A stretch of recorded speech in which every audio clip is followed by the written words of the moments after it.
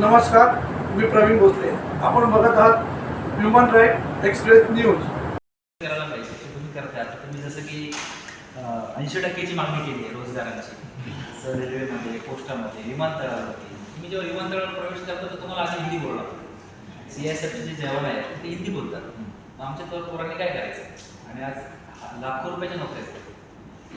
तुम्ही आज एवढा मोठा मुद्दा घेतला. त्या मुद्दा पण मी आमचे झाल्या पाटील वसईविराचे अध्यक्ष आहेत, त्यांची मार्फत सर्वेश आहे ते तसं म्हटलं आम्हाला भेट घ्या, भेटूया.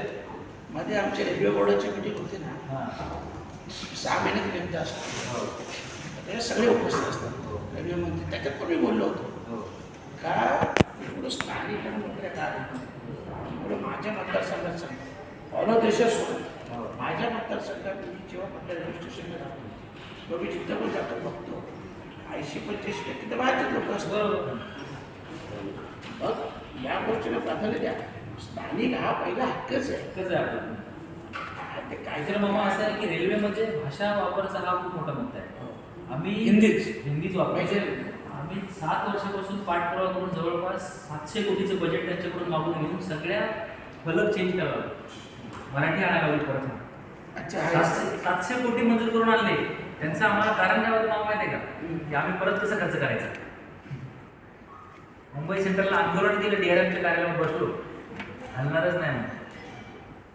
तर असं कसं आहे, आता पाठिंबा, राजकीय पाठिंबा नाही. आता तुम्ही आमच्या सुदैवाने आमच्यासोबत आहात, आम्हाला बरं वाटतंय.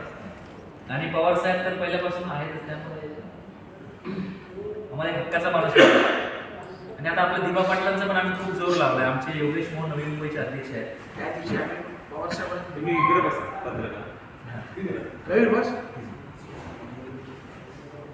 पवार साहेबांना त्या दिवशी याच दिवशी पवार साहेब बोलले की आचारसंहितेमध्ये पोलिसांनी नाकार झाला, त्याच्यामधून आचारसंहितेला पवार साहेबांना आंदोलनाविषयी त्यांना विचारलेलं आणखी बरोबर भेटत असेल ते त्यांनाही विचारलं. नाही, मुद्दाम करतात मामा. तुम्हाला सांगू का, यांचे खूप मोठे षडयंत्र याच्यात.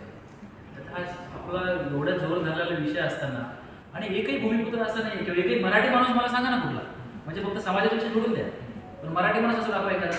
आता तुम्ही आमच्या जरांगा पाटलांना भेटलात, पूर्ण पाठिंबा दिला. मी तर पहिल्यापासून सोबतच आहे.